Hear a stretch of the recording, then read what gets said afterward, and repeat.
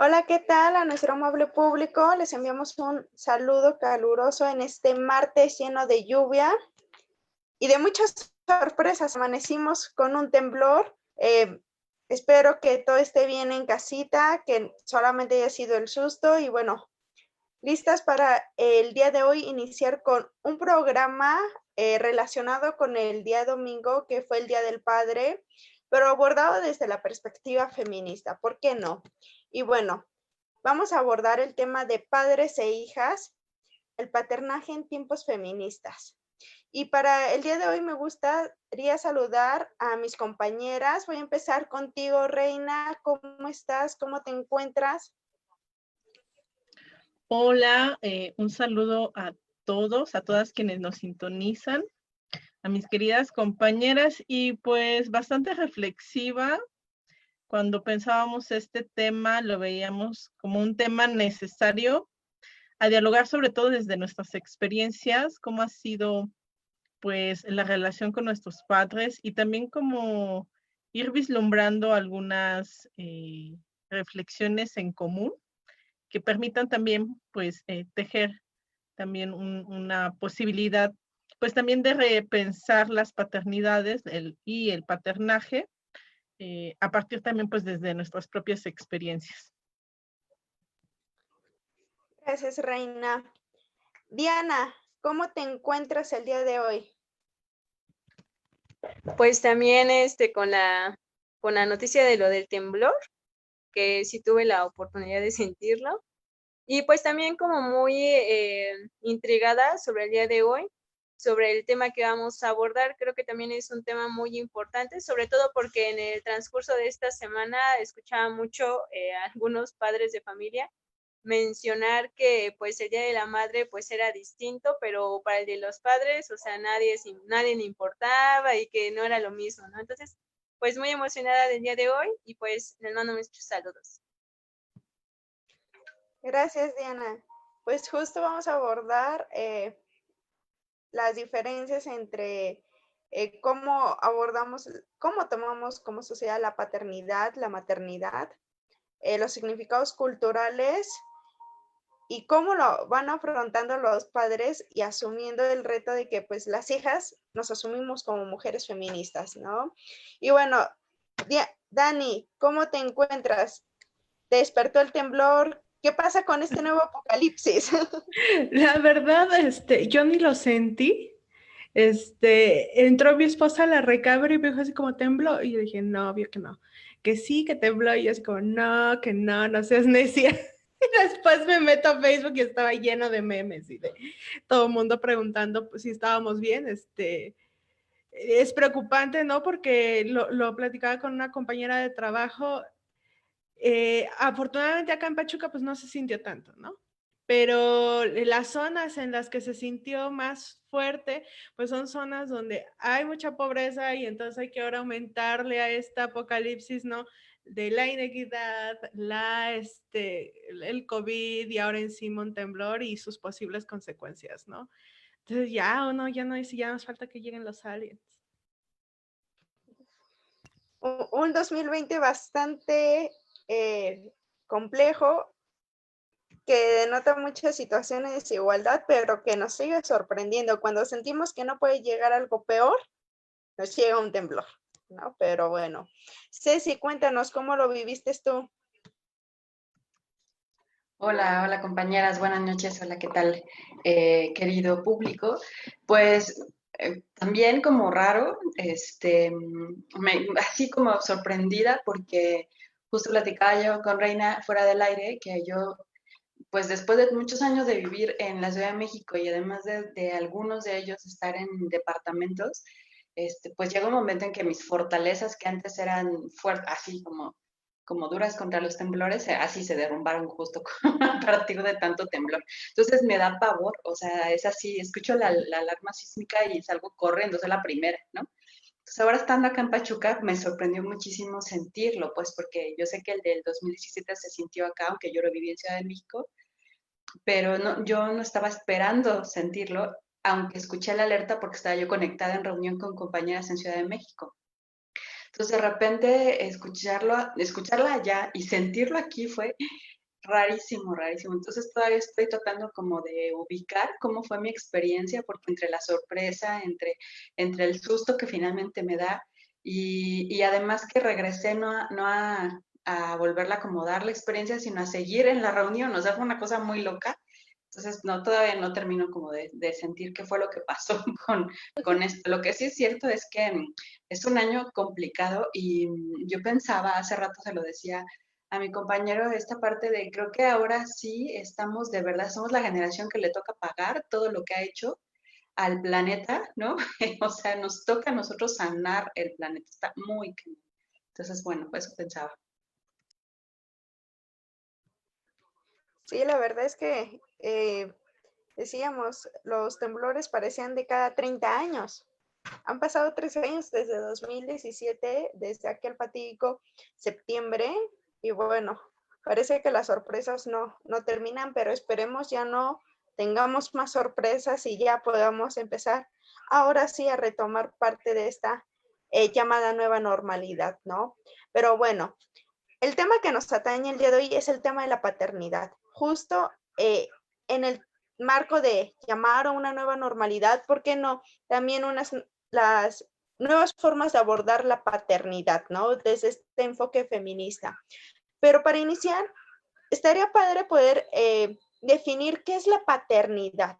¿Es el solo hecho de ir a depositar un esperma y ser parte de una relación únicamente biológica o qué más implica? Y me gustaría empezar contigo, Dani. Bueno, me agarraste ahorita a distraer, estaba viendo ahí las redes sociales, pero a ver, desde términos psicológicos podemos decir que el paternaje viene a ser una cuestión ortopédica, ¿no? Que tiene que ver con cuidados, con refugios y demás, ¿no? Pero al final creo que, bueno, nunca he sido muy afecta a los términos más académicos que existen por ahí y yo te podría decir que el paternaje tiene que ver, no es una persona, ¿no? Como tal, para mí tiene que ver con cuidados, con afectos, con cariños, pero sobre todo con responsabilidades, empatías y con un gran compromiso con una vida que está ahí y que en nuestro caso de ser mujeres, ¿no? Pues creo que es una chance también de oportunidad muy grande para, no sabré cómo expresarlo en palabras, creo que es como una chance para conciliarte quizá, ¿no? Conciliarse para entablar una relación como más profunda con tu hija, en este caso una mujer, una niña, una adolescente, ¿no?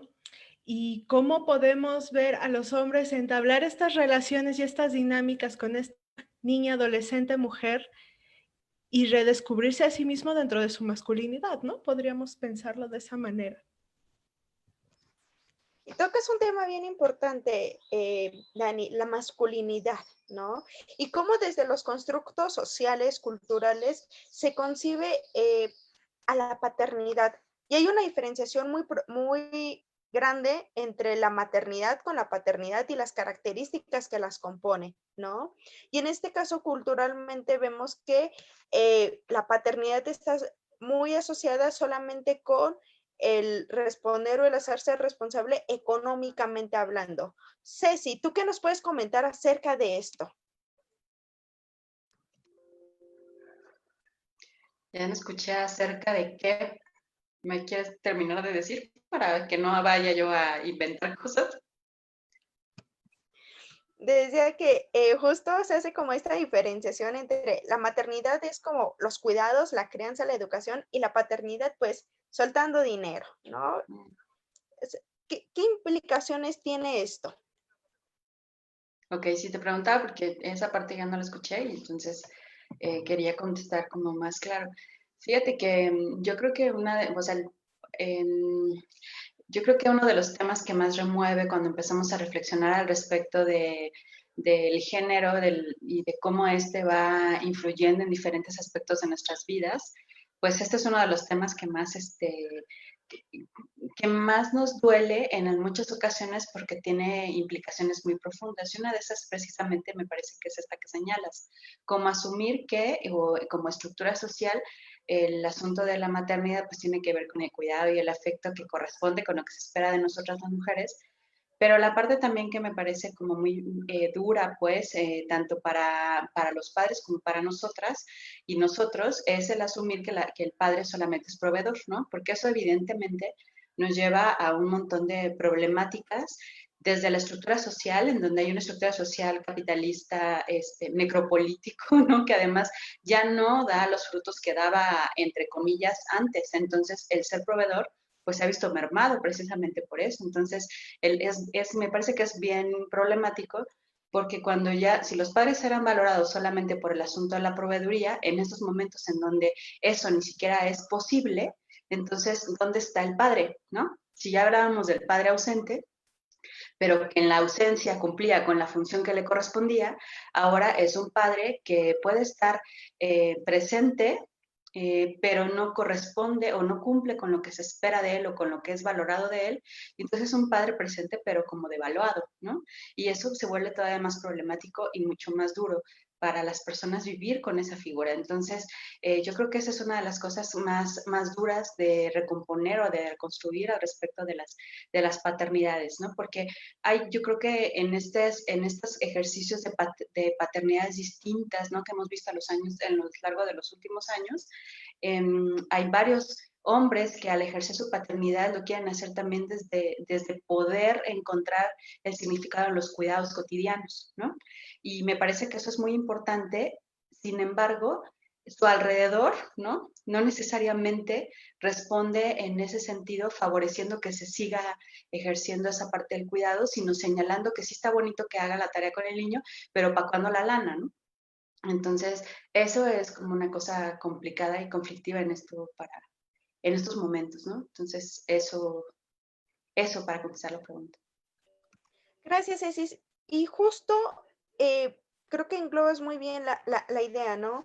De cómo como sociedad seguimos condicionando el ejercicio de la paternidad al atribuirle una evaluación de, bien, vas siendo un buen papá o pues no le estás armando tan padre, ¿no? Tan chido. Y aparte de eso, no solamente es la valoración que damos y las limitaciones que implica esas creencias a un nivel cultural, a un nivel de interacción con personas cercanas, sino también las diferentes estructuras familiares que existen y que, vaya, dentro del modelo ideal de la sociedad es mamá, papá e hijos e hijas, ¿no? Pero ¿qué pasa también cuando se da estas interacciones, cuando las familias se separan, cuando incorporas a una nueva persona, tienes las familias extensas? Y justo en este momento me gustaría hacerle la invitación a nuestro público que nos comparta esas experiencias, porque estos son también factores que influyen en la forma en que se interactúa y en las que se ejerce la paternidad. ¿Tú qué opinas, Reina?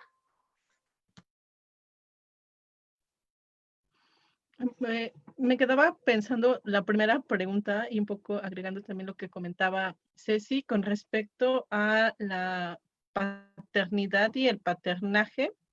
Y creo que tiene una relación muy directa con las concepciones que tenemos de familia. Justo ahora que pasó el domingo, el Día del Padre, sí había ya hasta cierto punto reconocimiento a una forma diferente de paternar, pero también era muy ausente el reconocimiento, por ejemplo, homoparental y que tenía también que ver con paternajes en familias homoparentales. Creo que eso también nos marca, pues, cómo estamos entendiendo la familia y cómo estamos entendiendo, pues, estas relaciones que se van construyendo. Y en relación a estas formas diferentes, creo que sí es importante señalar que en el caso, por ejemplo, de nosotras como mujeres y la relación que podemos construir, que hemos ido construyendo con nuestros padres, desde luego no está exenta también de esos procesos de reconocer tanto la diversidad, pero también reconocer los puntos de tensión en relación también a nuestras propias posturas, ya que pues cuestionamos seriamente estos roles, estos estereotipos de género, la idea de familia que es pues hasta cierto punto desde una mirada tradicional en la cual estas nuevas formas de paternar o estas formas de pensar a la familia más diversas no caben, ¿no? Y creo que ha sido justo esa relación, o han sido justo esas relaciones entre hijos, hijas, padres, que más bien obligan a abrir una posibilidad de repensar la diferencia. Y yo creo que eso no es una tarea o no ha sido una tarea que no esté atravesada también pues por situaciones de dolor o de cuestionamiento profundo, tanto de la relación de los padres hacia nosotros como hijas y los ideales que en su momento tenían sobre nosotras, y de nosotros entender que pues esos ideales no son nuestros, ¿no? Y reivindicar también nuestro derecho a poder construir nuestra propia autonomía. Y creo que ese proceso pues también va atravesado por como muchas circunstancias o situaciones que pudieran ser hasta cierto punto dolorosas en algunos puntos, pero también gratificantes en cuanto se abren posibilidades de realmente reconocernos desde una posición pues más genuina, ¿no? Y que a veces pues no corresponde con los ideales. Y me gusta esta parte que abordas, Reina, el reconocimiento de la autonomía, ¿no? Porque si bien algo que se dice mucho aquí en nuestro país es que siempre vas a ser la hija de papá y siempre vas a ser la princesita, la niña chiquita, sin importar la edad que tengas, ¿no? Pero también vivimos como ciertas experiencias conforme vamos creciendo que justo van a veces trastocando estos ideales que se depositan en nosotras, en este caso, ¿no? ¿Y qué sucede cuando empezamos a romper estos ideales, ¿no? Digo, en lo personal, en mi experiencia personal, sí les puedo comentar que mi familia, mi papá nunca pensó llegar a decir, tengo una hija feminista, ¿no? O sea, creo que de las características y de las ideas que tenía, eso era lo último en lo que pensaba, o es más, ni se le ocurrió, ¿no? ¿Cómo? Esta es una situación que se está dando y que, porque muchas mujeres nos empezamos a reconocer como mujeres feministas. Y esto trae a veces consigo largas batallas familiares, largas discusiones, y a veces no es aceptada de la mejor manera o empieza a generar estos puntos de tensión justo porque empezamos a romper con muchos estereotipos, ¿no? Diana, en lo personal, ¿cómo lo has vivido esta parte en la relación de tu papá contigo?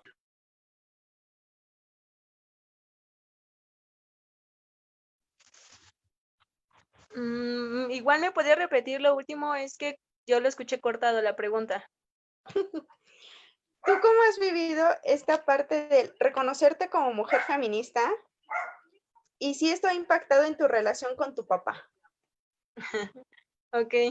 Bueno, por lo común nunca me reconozco como feminista porque luego tengo muchas cosas en la cabeza, pero a veces sí me considero como una persona extraña. Entonces, en lo personal con mi papá, pues me ha ido muy bien. Afortunadamente, aunque en mi casa igual sí han estado como muy presentes como los roles y estereotipos de género. De hecho, aquí es extraño porque de hecho mi papá y mi mamá se separan. Bueno, mi mamá deja a mi papá, pero aquí yo me quedo con mi papá. Entonces, ese simple hecho de que mi hermana y yo nos quedamos con mi papá fue muy extraño porque debido a los roles y estereotipos, pues mi papá, aunque hacía de comer o hacía ciertas actividades, era distinto la interacción, ¿no? O sea, para mí fue distinto en las cuestiones como emocionales o afectivas, el poder como desarrollar eso, ¿no? Por así decirlo. Pero en cuanto a la cuestión como ya de mi autonomía, que era algo que ahorita comentaba, yo creo que en eso nunca he tenido problema y es algo que yo agradezco, porque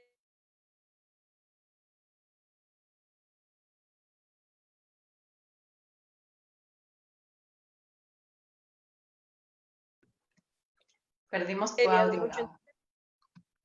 Ay, perdón, ¿ahora me escuchan? Pues no sé dónde me quedé. No, más o menos donde me quedé es que En acá que según yo escuchaba agradecías bien.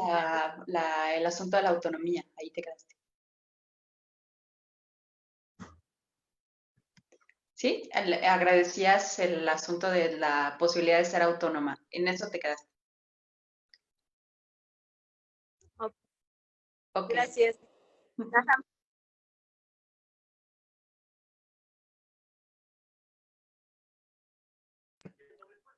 Ah, ok. Sí, bueno, gracias. Yo aquí ando bien. Sí, bueno, en ese sentido, pues he siempre tenido como autonomía, como esa confianza de que hago mis cosas o me muevo de un lado a otro y por lo común no soy como tanto de que tenga que estar como pidiendo permiso hasta por si me quiero poner un arete o algo así. O sea, en ese sentido no he tenido restricciones ni no poder salir de noche porque a lo mejor sí como de avisar que estoy bien, pero no como de que no pueda hacerlo, ¿no? O que no pueda salir con alguien. Así, en ese caso, con mi papá, yo en mi mente siempre lo he tenido como, a veces sí me fastidia, porque a veces se le salen sus comentarios machistas, y es así como de, como de que lo odio, ¿no? Pero creo que aguanta vara, o sea, yo lo definiría así, ¿no? Que ha aguantado vara en el sentido de que ha respetado lo que soy y aunque a lo mejor diga o esté más o menos de acuerdo, él pues al final me termina apoyando, ¿no? Y como que siento que cada vez, como que cada vez ya me revelo más, pues cuando sabe que tengo la razón, pues ya luego ni dice nada, ¿no? Y entonces creo que en ese sentido, pues me ha venido bien, ¿no? O sea, ha sido a veces difícil porque a veces sí son como algunos comentarios devastadores, pero pues ya después digo, pues no, o sea, es igual tener esa confianza de nosotras, ¿no? De saber que pues por algo estamos en la lucha, ¿no? Y por algo se cree en el feminismo. Gracias, Diana. Nos compartes vivencias personales. Te lo agradezco mucho a nuestra audiencia que nos está sintonizando, nos está viendo. También les pedimos que participen, que nos envíen preguntas, alguna de las experiencias, si desean compartirlas con nosotras. Y es algo muy importante porque necesitamos empezar a reconocer cómo nos estamos relacionando con la persona que representa esta figura paterna. No necesariamente en algunos casos tiene que ser, pues, la persona con quien tienes. En mi caso personal, puedo decir que yo no tengo solamente una figura paterna, sino que tengo tres, ¿no? Cada una diferente en su forma de ser, en su forma de abordarme, de relacionarse conmigo. Y también en este trayecto de decir soy una mujer feminista, también una larga, digámoslo así, un largo proceso para redefinir también esa relación. Dani, me voy a permitir hacerte una pregunta un tanto más personal. Espero no te moleste. Échamela. Me gustaría que tú nos compartieras justo esta vivencia que tú tienes de relacionarte con tu papá a partir de ser una mujer no heterosexual, sino una mujer bisexual y feminista. ¿Cómo ha sido esa relación? Mira, ha sido todo un viaje. La relación con mi papá nunca ha sido muy sencilla, que digamos. La verdad es que él viene de una crianza sumamente tradicional, ¿no? Curiosamente fue criado por puras mujeres. viene de una familia de madre soltera, ¿no? Pero estuvo la madre soltera que salió, ¿no? A trabajar y a ser proveedora de ese hogar, donde estaba su abuela y su tía abuela, ¿no? Entonces, él fue criado por 3 mujeres y un tío que, bueno, iba y venía, trabajaba, ¿no? Pero pasaba la mayor parte del tiempo en casa. Esta familia lo creó con unos valores como sumamente arraigados, muy conservadores, una familia muy católica. Él fue de por sí al ser hijo único, ¿no? Una persona muy solitaria. Quizá de repente a mi papá le hace falta como esta parte mucho, que no digo que sea un caso aislado, la verdad creo que es el caso de muchos de los hombres de esas generaciones que afortunadamente yo sí he visto que estas nuevas generaciones están cambiando eso, ¿no? Como muy desconectados de sus sentimientos, de sus afectos, que además, te repito, ¿no? Viene que como de una familia muy, muy católica. Y pues sí, imagínense, ¿no? Con todo este bagaje.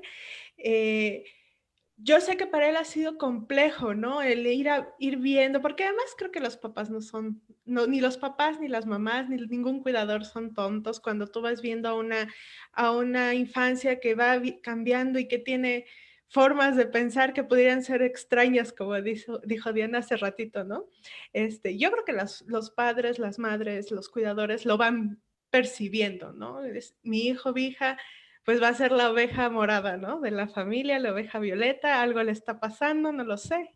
En algún momento se va a ver. Creo que la primera parte fue esta como de, bueno, mi hija no es como de los noviecitos, ¿no? El clásico que te dicen todos los papás, las abuelas, ¿no? Después de eso empezaron los acercamientos con el feminismo. Mi mamá siempre ha tenido un carácter muy, muy fuerte, ¿no? Como se dice. Creo que de ahí también yo saqué mucho de eso.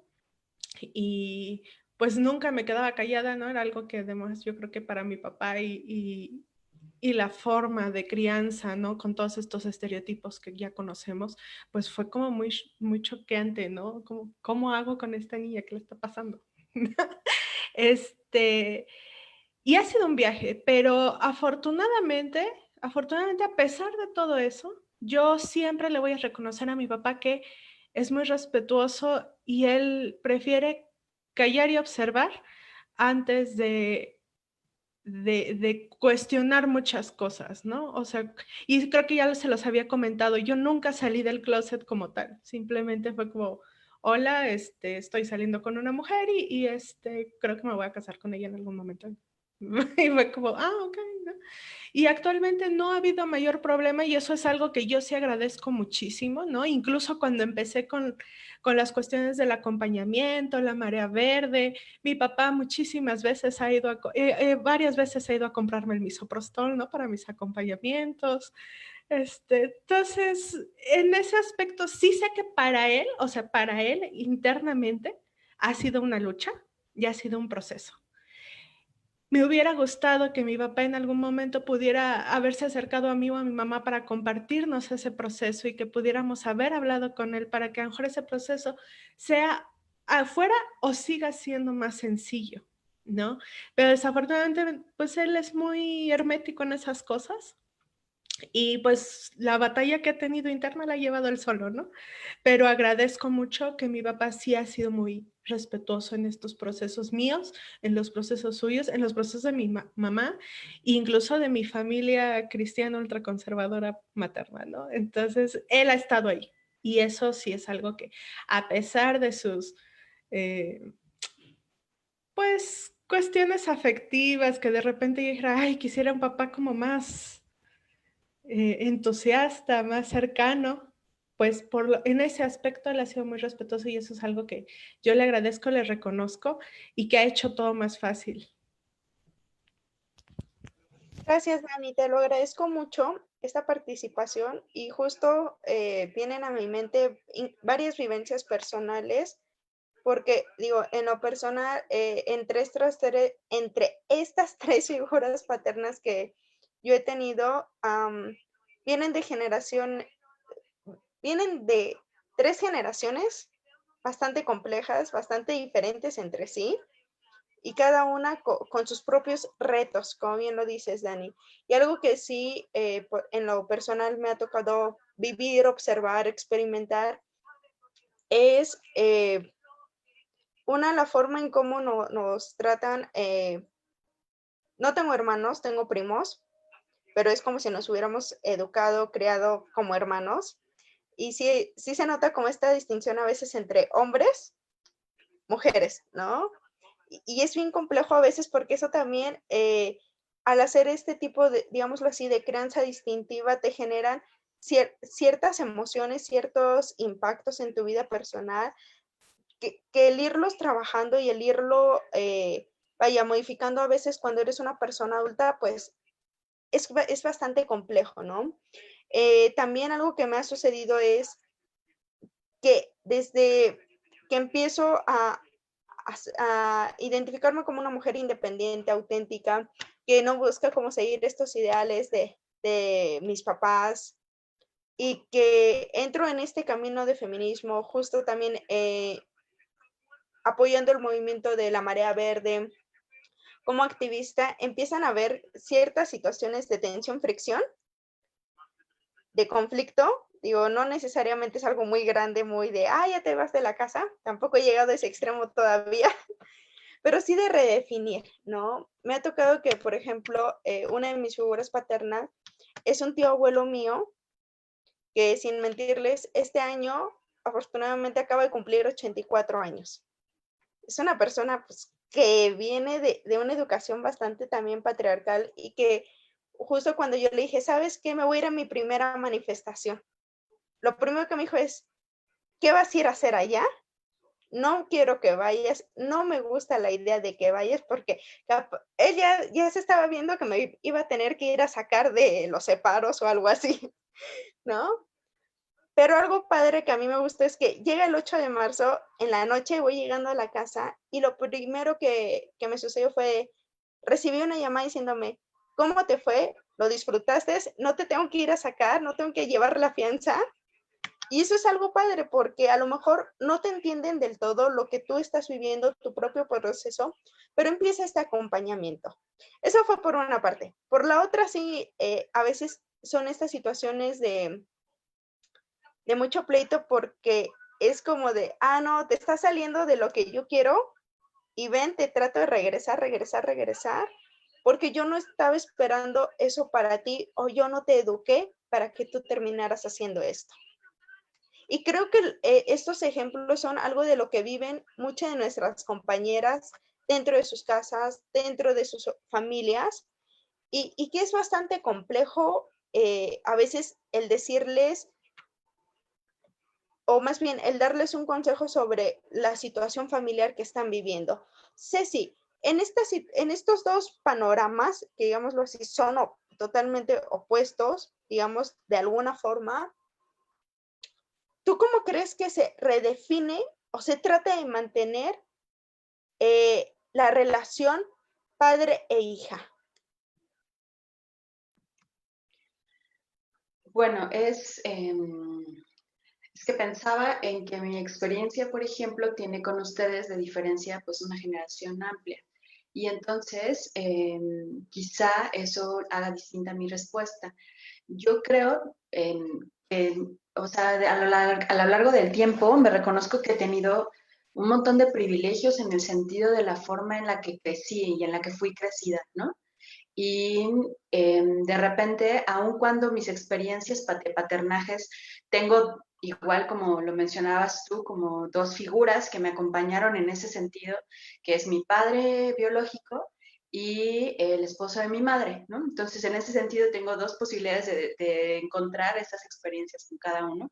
Ahorita explico un poquito, pero cuando yo escucho, por ejemplo, las vivencias, sobre todo de mis estudiantes, que son mujeres muy jóvenes, evidentemente, como entre 18 a 22 años, las experiencias que yo escucho de ellas son sumamente tristes y violentas, ¿no? Entonces, en ese sentido yo puedo ubicar que aun cuando para mí en algunos momentos fue complicado, ¿no? Como hacer frente a estos discursos quizás muy tradicionales, ¿no?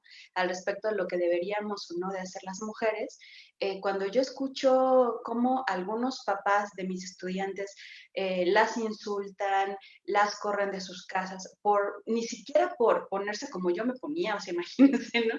Entonces, sí me parece que no necesariamente estamos cambiando radicalmente algunas formas de paternidad. Es decir, yo coincido con Dani en que en este momento podemos encontrar muchos más hombres cuestionando la manera de ser padres a partir incluso de su propia experiencia, ¿no? O sea, a partir de querer de construir esa experiencia que tuvieron quizá con sus padres, ¿no? A lo mejor también distantes y demás, y querer hacerlo de manera distinta con sus hijos y con sus hijas ahora. Incluso creo que cuando les llega una hija, ¿no? Se dan mucho más chances, diría Dani, ¿no? Muchas más libertades para poder acercarse a ellas de manera distinta. A veces con los hijos les cuesta un poco más de trabajo y las hijas se vuelven una posibilidad, ¿no? De explorar estas áreas de ternura, ¿no? Estas áreas de cercanía, incluso de asumir fragilidad frente a ellas, ¿no? De alguna manera. Pero no creo que todavía estemos hablando de una generalidad, ¿no? Sobre todo cuando en este momento, pues también estamos viviendo una crisis exacerbada, porque si ya tenemos una crisis en los 90 de la masculinidad, ahorita ya estamos, pero no sé en qué parte de la crisis, ¿no? En qué nivel de crisis nos encontramos. Entonces, en ese sentido, creo que las experiencias todavía siguen siendo complicadas. Estamos en el proceso, en la transformación. Y yo les comparto de manera muy, pues espero breve, ¿no? O sea, para mí, una de las cosas que me parecen significativas es quien me empieza a poner en el centro, digamos, una figura femenina fuerte, ¿no? O sea, además no solamente de esta figura femenina que yo tenía en mi madre, que a lo largo de los años reconozco como la fortaleza que me enseña, quien me regala una figura así como simbólica de una mujer fuerte es mi papá, ¿no? O sea, mi papá biológico es el primero que me empieza a meter todo este rollo de una mujer líder, una mujer que puede organizar una pandilla, por ejemplo, una mujer que puede ser autónoma, todo el tiempo fue mi papá, ¿no? Entonces, en ese sentido, él ha empujado mucho como a mis locuras que he ido viviendo a lo largo de la vida en términos adolescentes y ahora, en los últimos 20 años ya para acá, como anunciarme desde el feminismo, ha sido él. Y lo interesante del asunto es que ahora a veces él es mucho más radical que yo, ¿no? De repente yo tengo que pararle y decirle, oye, papá, pero también piensa esto. Entonces ya de repente dice, bueno, si no lo había pensado. Pero él sigue a mucha gente que yo ya no sigo porque me parece muy radical, ¿no? Entonces es muy interesante como esta combinación de cosas. Y yo creo que una de las cosas que ha hecho que se ponga en ese lugar también tiene que ver con esta emergencia de feminicidios a lo largo del país, ¿no? O sea, si hay alguien que en mi red denuncia todo lo posible al respecto de feminicidios, es él. O sea, ni siquiera son todos los perfiles a los que sigo, es él, ¿no? Entonces, yo creo que mirar el riesgo en el que corren sus hijas, porque además ambas somos hijas, ¿no? Lo lleva a él a tratar desde su lugar de hacer lo posible para que estén a salvo, ¿no? Como de alguna manera.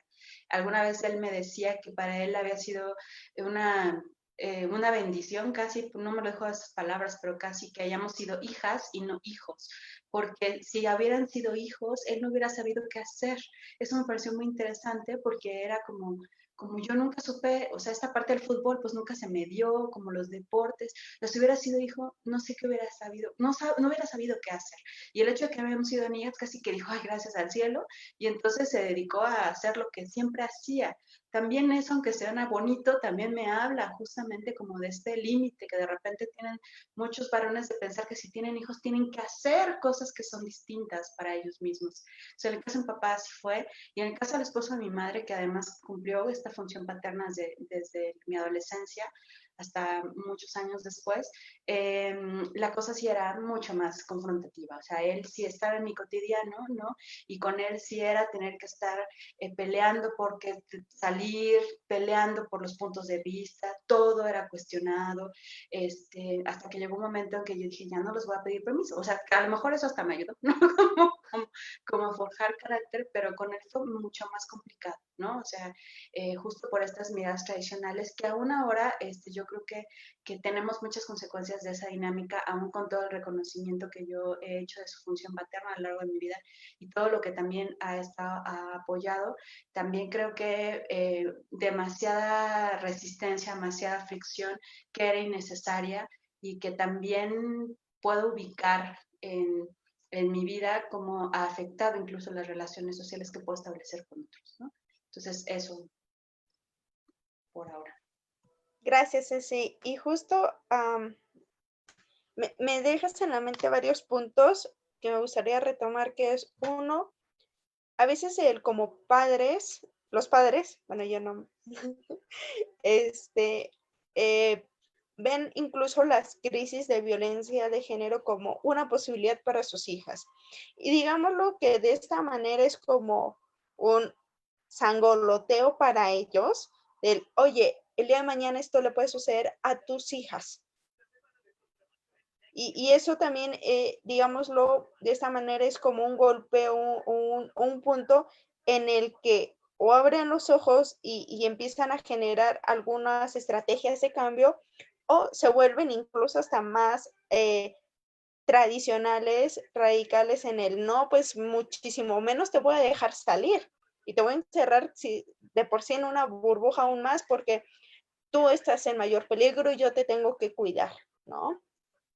Otro de los puntos que también me gustaría retomar, Ceci, es el cómo se están relacionando con sus hijos, porque sí parece como con las hijas es esta parte de la ternura, de la protección, pero con los hijos es como esta aparente fortaleza. Y esta fortaleza que incluso impide como el relacionarte de una manera afectiva, una manera de una relación más bien estrecha, en comparación con las hijas.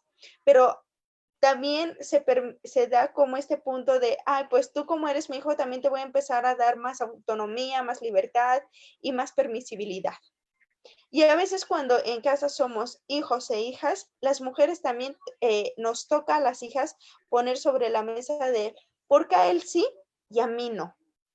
Y el por qué a mí no me estás permitiendo hacer esto y desenvolverme de esta manera, pero a él sí. Y eso también es un punto de poder generar algún cambio en la forma de relacionarse, en la dinámica familiar, pero ¿cómo se está abordando o cómo se puede abordar? Reina, me gustaría escuchar tu opinión. Justo ahora que planteabas el escenario, Gloria, yo dije, ay, Gloria está hablando de mi historia de vida.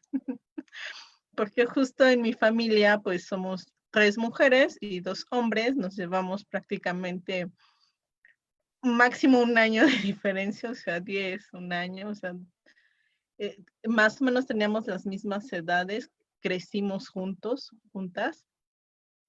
Y esto que tú comentabas de pues los roles, los estereotipos de género, eran muy marcados.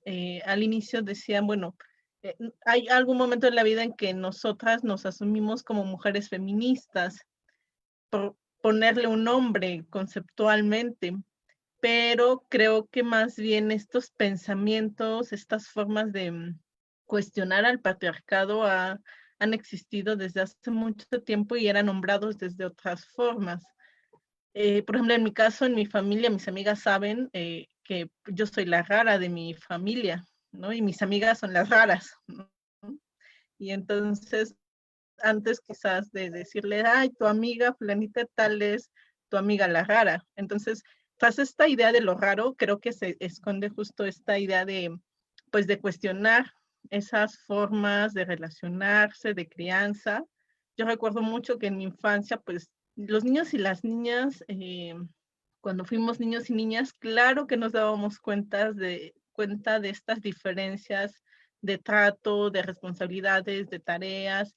Mientras tú tenías, bueno, en mi caso yo tenía horarios, días para lavar trastes, hacer la limpieza, mis hermanos estaban en el sillón viendo televisión. Y claro que como niña me daba cuenta. Y claro que venía una sensación de injusticia y decía, bueno, aquí, ¿qué está pasando? Y creo que también me gustaría hablar como de las rebeldías al interior también de las relaciones familiares, porque en esos momentos había una sensación de injusticia y yo desde luego que protestaba con mi papá y pues me tocaba un castigo por decir que mis hermanos no estaban haciendo actividades.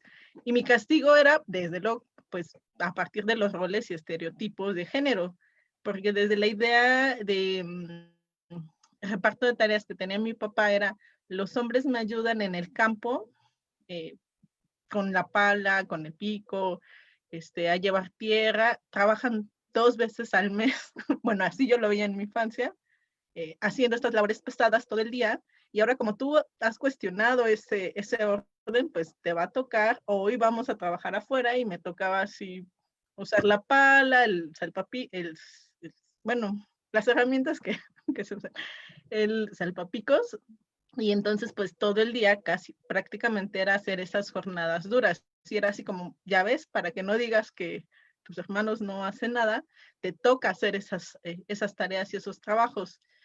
Pues no, nunca aprendí, ¿verdad? Yo decía, bueno, o sea, sí, pero pues eso es un día cada 15 días y a nosotras nos toca todos los días actividades. Entonces, como que nunca me convencía y más bien era como, sí, estas rebeldías, pues en las relaciones que yo tenía, creo que un punto fundamental de mi autonomía ha sido la distancia y ha sido el salir de casa. Ni siquiera por una idea de ser autónoma, sino por la cuestión de estudios. Creo que esa ha sido más una cuestión circunstancial, donde más bien me permitió como fortalecer mi sentido de autonomía. La relación con mi papá nunca llegamos o hemos llegado a un punto de tensión como donde se cuestiona el afecto o que llegue como a formas más violentas, nunca ha sido. O sea, más violentas de esos trabajos y esas desigualdades como en las relaciones. Y en realidad, bueno, tengo una relación como muy, en este punto como juego mucho con mi papá y mi papá juega mucho conmigo. Creo que en este punto de su edad y de mi edad, o sea, nos permitimos eso, como jugar.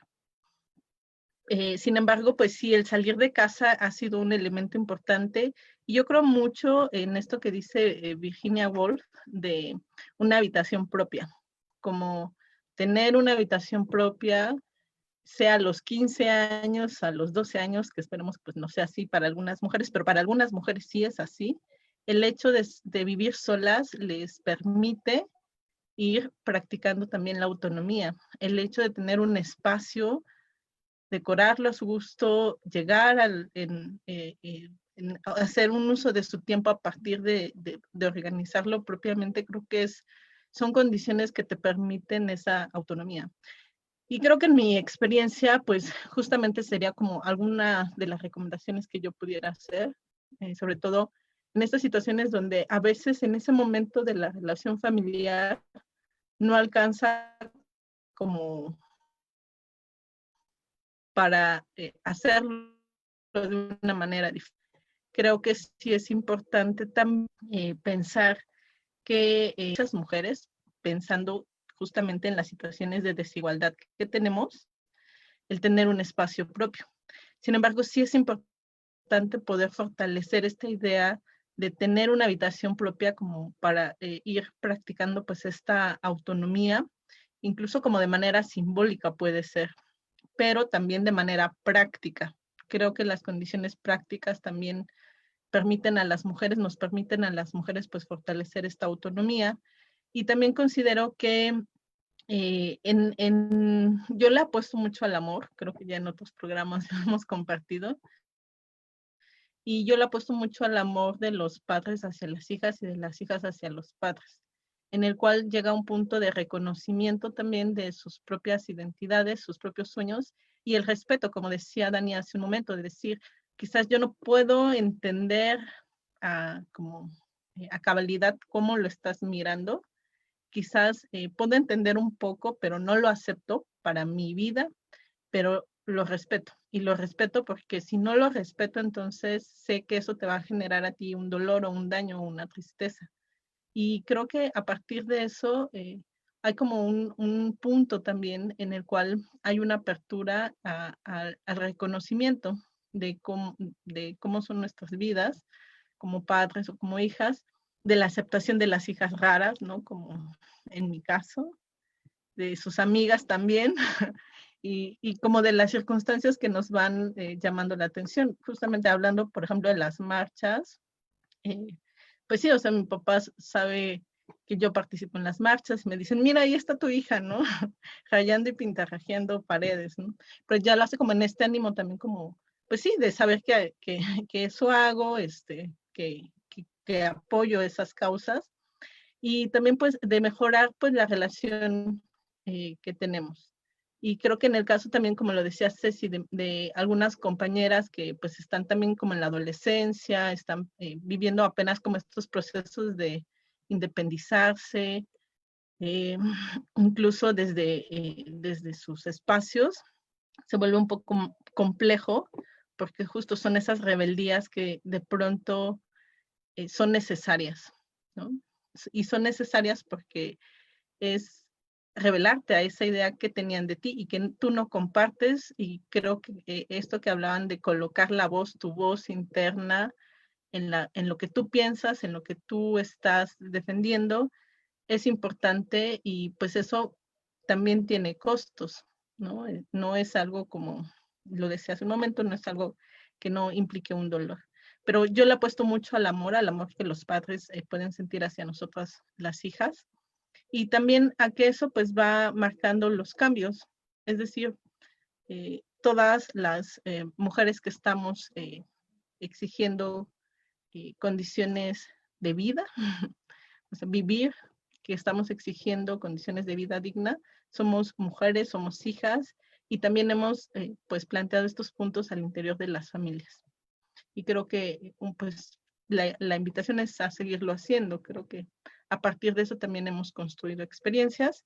Y también, bueno, en el ámbito familiar con mis hermanos, pues igual, o sea, ya saben como mis ideas, yo sé sus ideas, las cuestiono a veces, ellos me cuestionan, hablamos un diálogo, pero creo que algo que no se cuestiona es amor que tenemos y apoyo que nos vamos a dar en situaciones también cotidianas de la vida. Muchas gracias, Reina.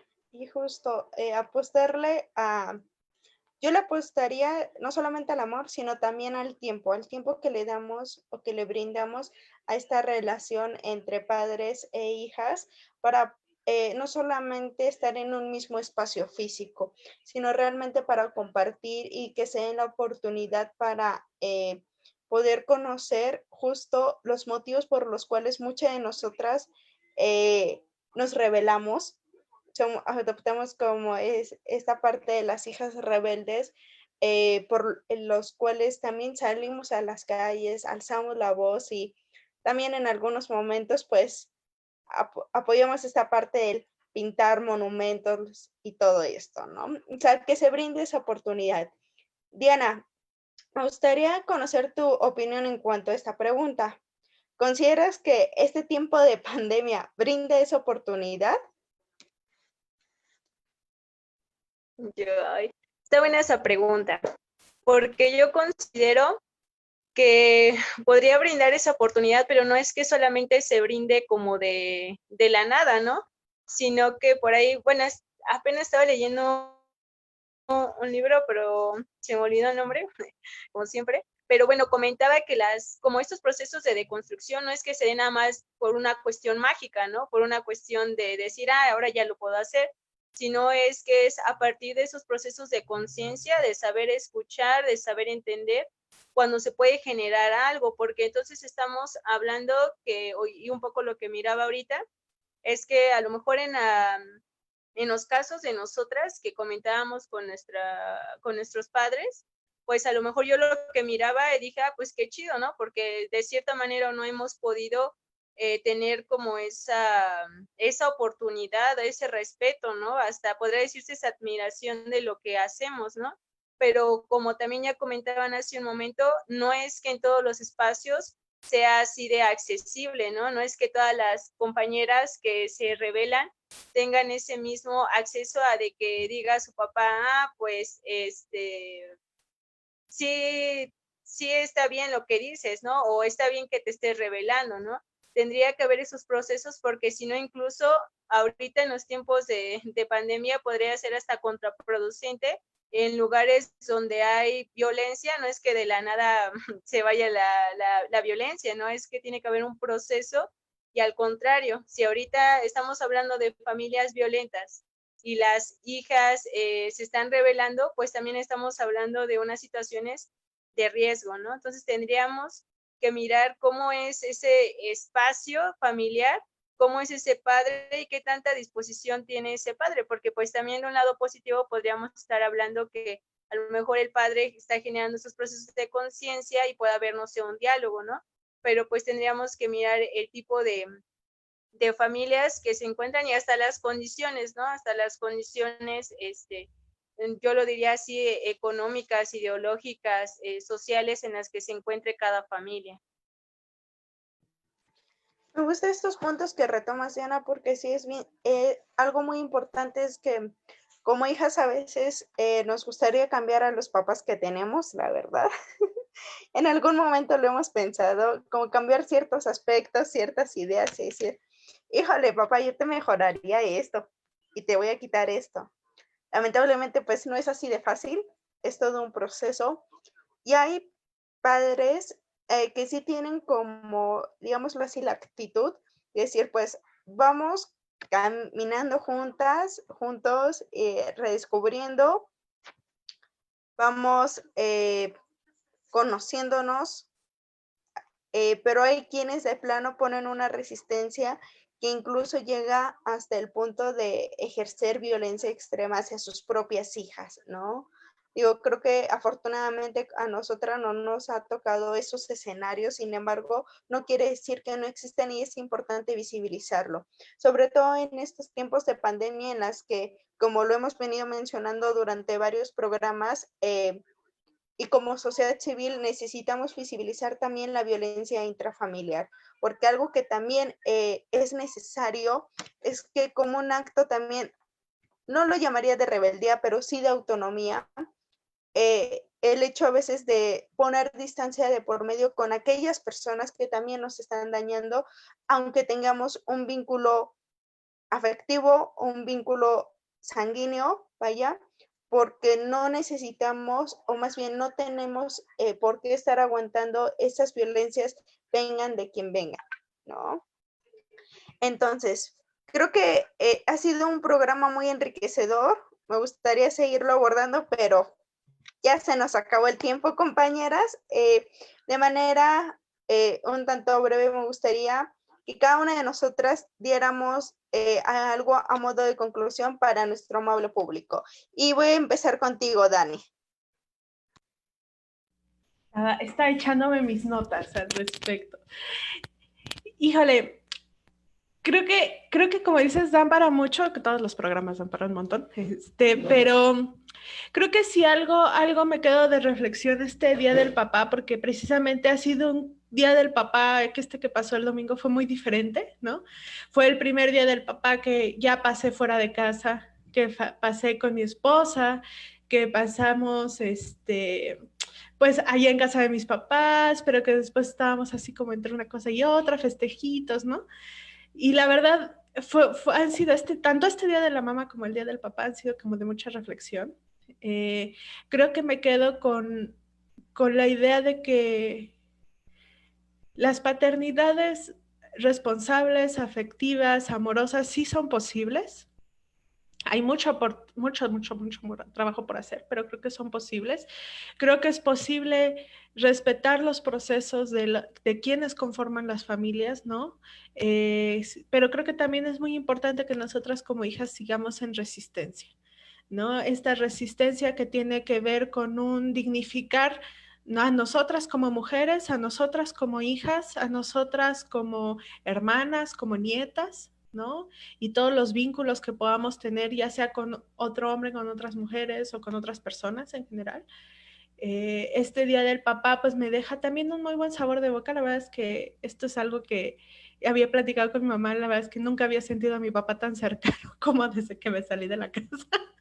Entonces, creo que ha sido una posibilidad nueva, ¿no? Se han abierto nuevos parámetros de vernos quizá más como iguales, ¿no? De personas que tienen que estar lidiando con la vida, con esta contingencia, con gastos, con lo que ustedes quieran, ¿no? Entonces, creo que hay trabajo por hacer, creo que podemos tener familias dignas, bonitas, ¿no? Desafortunadamente no es el caso de todas las infancias, todas las mujeres, todas las niñas y todas las adolescentes de nuestro país, ¿no? Pero pues creo que cada quien desde nuestra trinchera podemos aportar un granito de arena para tener relaciones con nuestros padres, nuestras madres más afectuosas, más felices y por tanto ir abonándole a esta sociedad en la que estamos, ¿no? Ir derrumbando estereotipos, ir generando nuevas formas de relacionarnos. Y eso. Muchas gracias, Dani. Reina, voy contigo. Pensaba en esto, bueno, dentro de algunas de mis actividades que realizo, aparte de vender chalupas los domingos, no es cierto, no vendo chalupas, pues también trabajo en el ámbito psicoterapéutico. Pensaba que una idea con la cual me gustaría concluir es que si en una familia hay hijas feministas, tías, primas, mujeres feministas, cambia la familia, inevitablemente. Y cambia por un empuje casi que obligado, porque la familia también se vuelve una red de apoyo, un sostén donde se tienen que cuestionar ciertas ideas o creencias patriarcales, ciertas prácticas machistas, y creo que ir avanzando en esos puntos, en ser esas ovejas negras, esas ovejas violetas, eh, impacta hacia las familias y permite también cambiar lo que se tenga que cambiar. Y eso, como lo decía hace un momento, pues no está exento a veces de procesos dolorosos, pero también procesos amorosos y de mejores condiciones para toda la familia. Entonces, pues mi invitación es a que sigamos reproduciéndonos en las familias, porque eso también es una invitación hacia repensar los nuevos paternajes, o bueno, más bien los paternajes desde nuevas prácticas, y es una posibilidad también para los hombres que son padres, como repensarse y darse chance de otras formas, y sobre todo formas más amorosas, por ejemplo, en el caso de mi papá, como esta cuestión del juego, y también de ser o permitirse ser más afectivo o amoroso, que o sea, no es una experiencia cercana que yo haya tenido como del paternaje en mi infancia, ¿no? Y creo que también pues eso abre la posibilidad al cambio. Y bueno, muchas gracias, me encantó poder hablar de estos temas con ustedes, chicas. Muchas gracias, Reina. Ceci.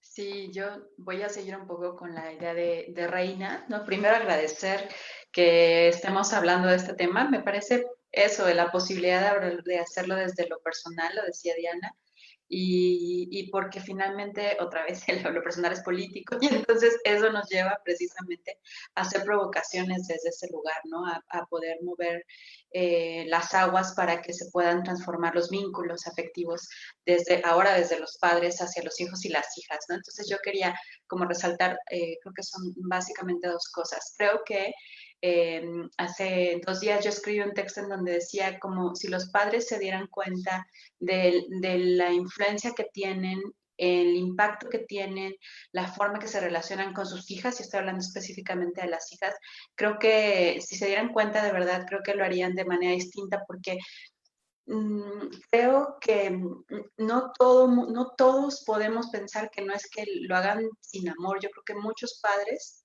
no todos definitivamente, pero muchos padres actúan desde el amor o desde lo que ellos conciben que es el amor. Pero si tuvieran una idea clara de cuál es el impacto, quizá reformularían, ¿no?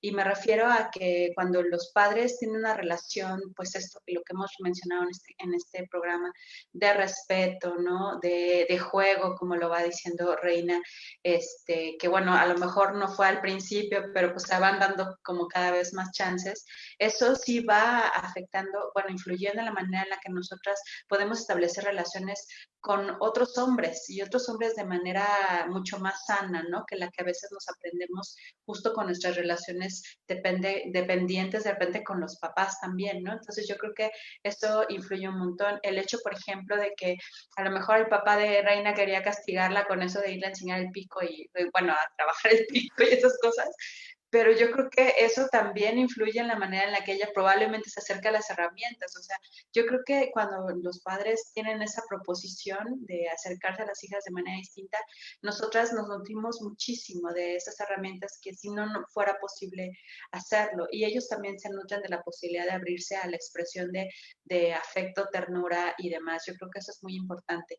Y sin embargo, también creo que cuando esto no es posible, ¿no? Cuando definitivamente, por más que uno intenta acercarse al padre de manera distinta, incluso respetando que pues su historia fue así y que no va a cambiar y uno es muy amoroso, pero el asunto es violento, uno tiene todo el derecho, una tiene todo el derecho a poner distancia, ¿no? O sea, llega un momento en que el acto más amoroso justamente para ti y para la otra persona también es poner distancia y es fundamental reconocer cuando ya no es posible, ¿no? O a lo mejor en este momento no es posible. Y creo que eso también es un acto sumamente amoroso. Entonces, bueno, yo me quedaría con eso.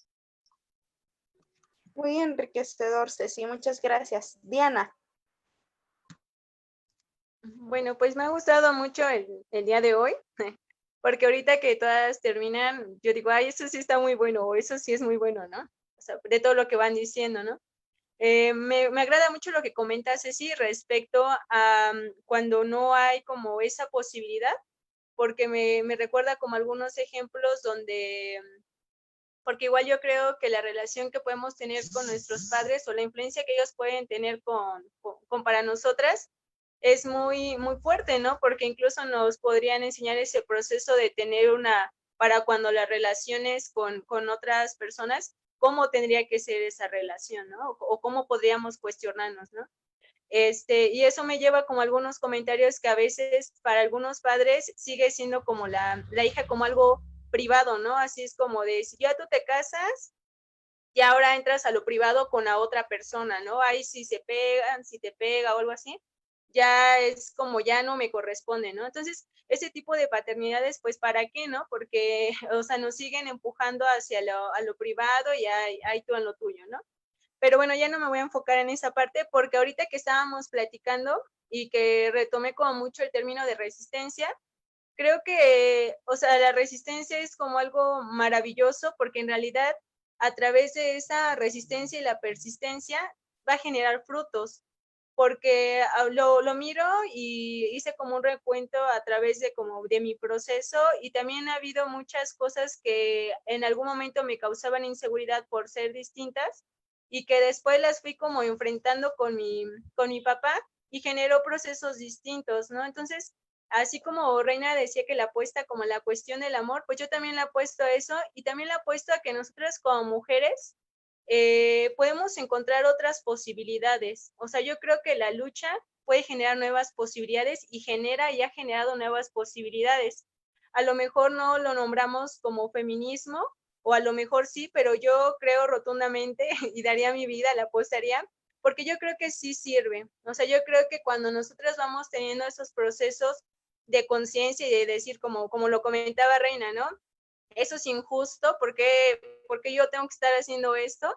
Lo sabemos, ¿no? Y es importante expresarlo, decir que eso es injusto porque estamos en esa razón, ¿no? Y al sabernos eso, al saber que podemos tener libertad, que podemos explorar, que podemos hacer lo mismo que la otra persona, nos da posibilidades distintas, ¿no? Incluso yo lo pensaba en el mundo de la barbacoa.